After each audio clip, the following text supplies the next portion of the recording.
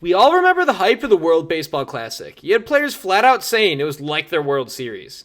Players were very passionate and it was just a great thing to experience. Another benefit to it was being able to see players from across the planet face off, especially runs from other leagues. You had people in the KBO, Japanese baseball, Mexico, Cuba, it was awesome.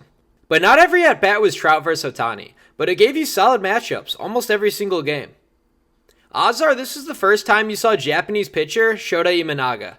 When he faced off against the US, he gave up 1 run while striking out a couple. In 3 games total in the World Baseball Classic, he struck out 7 over 6 innings with a 3 ERA. Well, now this guy has a 0 ERA with 4 total base runners allowed over 10 innings with 12 strikeouts for the Chicago Cubs. Shota Imanaga, it's time to learn the name if you haven't already. Nicknamed the throwing philosopher, Shota played 8 seasons in Japan for the Yokohama Bay Stars. He had a sub 3.3 ERA every single season except for one outlier year where he had a 6.8 in 2018. In total, he pitched 1,002 innings with 1,021 strikeouts and a career 3.18 ERA. Now, this career ERA probably would have been substantially lower if he did not have that 6.8 ERA season. I say this because in 5 of his seasons, he had a sub 3 ERA, including a 2.8 in 2023 and a 2.26 in 2022. He was an ace during his time in Japan. He's a guy who does not walk many batters, but he does give up the occasional home run. He walked 280 batters in his 1,000 plus innings and has given up 114 total home runs. He allowed 13 or more homers every single year except for when he only pitched 53 total innings. Overall, he's just a solid and consistent guy who will not give up many runs and pitch you plenty of innings. His play in the World Baseball Classic with Japan made him a coveted pitcher this offseason.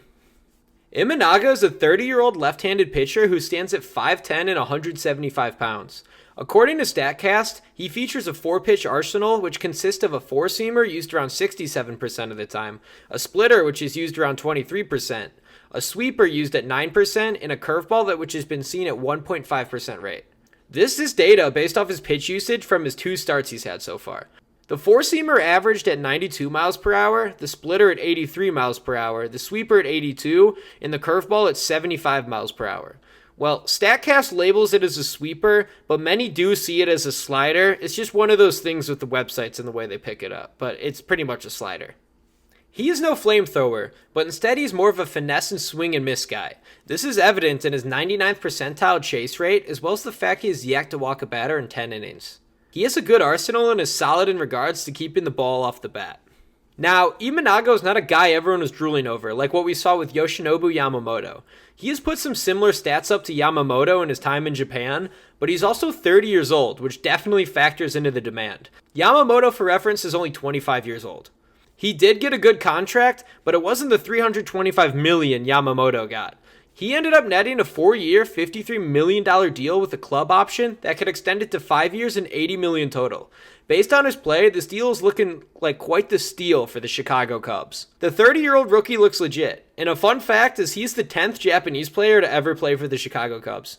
Imanaga has been a solid part of the Cubs' 6-4 start by grabbing 2 wins in his 2 starts.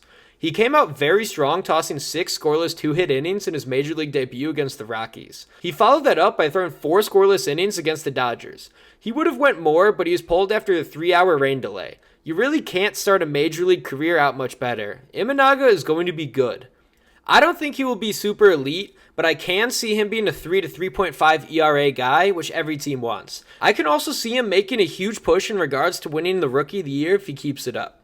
Now, I'm going on the limb and saying that he's going to be between 3 and 3.5 because it seems he doesn't walk a lot of guys and he does give up the occasional base hit. But the thing to note is, back in Japan, he led top 5 in home runs allowed in a not heavy home run hitting league. So as long as he limits the walks, he won't be punished too much on a lot of solo shots, gets a hit here and there. But I could see that's how he gives up his main amount of runs. Regardless of that fact, he's going to be good. He's already a fan favorite. Everyone in Chicago loves him. Let me know your thoughts on Shota Imanaga in the comments below. Thank you for watching and make sure to subscribe if you enjoyed. I will see you guys later.